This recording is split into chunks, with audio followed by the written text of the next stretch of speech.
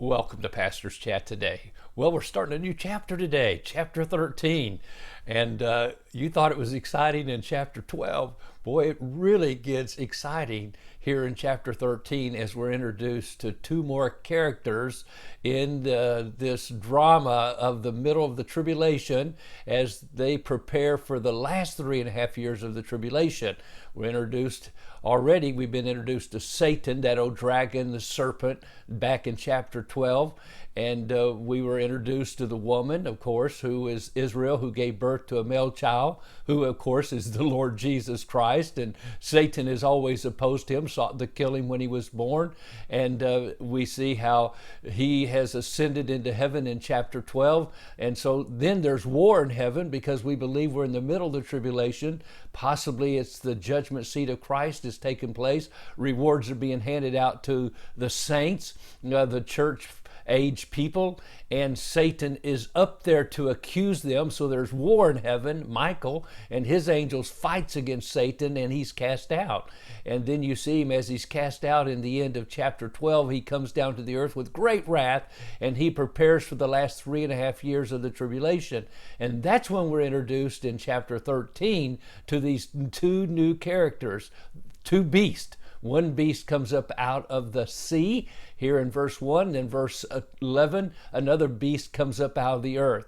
And just to make it clear from the very beginning here, we believe the first beast is the Antichrist himself, empowered by Satan from hell. Now, some people believe that this beast, the Antichrist, of course, he's already on earth. In the sense that he showed up at the very first part of the tribulation, according to Daniel chapter 9, making peace with Israel. And that's what kicks off the tribulation period.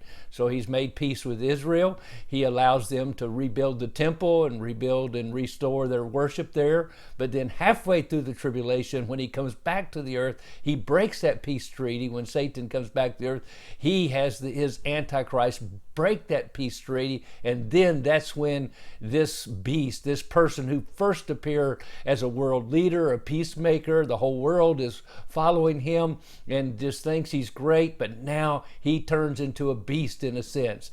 And so God sees him as such, but he is still the Antichrist. He is the embodiment of Satan himself, just like Jesus Christ was God in the flesh. This Antichrist is the devil in the flesh, and he's a real person. And there's a lot of descriptions given here about him, and I'm not sure I can even begin to explain all of them. And when you read all the commentaries about these descriptions, you might even get a little confused. But so I just kind of give you an overview, I hope, that gives you the picture of what's taken place as you put together the book of Revelation, as we make application to it even in our daily lives. And so let's just read here in chapter 13 and some of the verses as we start out this new study in a new chapter.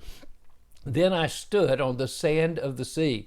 Now, many of the translations actually say Satan stood on the sand of the sea, because at the end of chapter 12, Satan was enraged with a woman. He went to make war with the rest of her offspring. So he's down on the earth now, and he stands on the sand of the sea. And then that's when, matter of fact, New American Translation literally says, and the dragon stood on the sand of the sea. And I saw a beast rising up out of the sea, having 7 heads and 10 horns, and on his horns 10 crowns, and on his heads a blasphemous name. Now the beast which I saw was like a leopard. His feet were like the feet of a bear, and his mouth like the mouth of a lion. The dragon gave him his power, his throne, and great authority. And I saw one of his heads as if it had been mortally wounded, and his deadly wound was healed. And all the world marveled and followed the beast. So they worshiped the dragon who gave authority to the beast, and they worshiped the beast, saying, who is like the beast? Who is able to make war with him? And so we see the appearance of the beast that we believe, of course, is the Antichrist, empowered by Satan himself. And you see the whole world at this point even marveling because of this deadly wound that's healed, and they worship worship both the dragon and the beast. And then we're going to see in verse 11, these false prophets show up in verse 11 of this chapter. So you can do some study on your own, but this is what we'll be teaching the next few days, chapter 13. Well, God bless you, and you have a wonderful, wonderful day.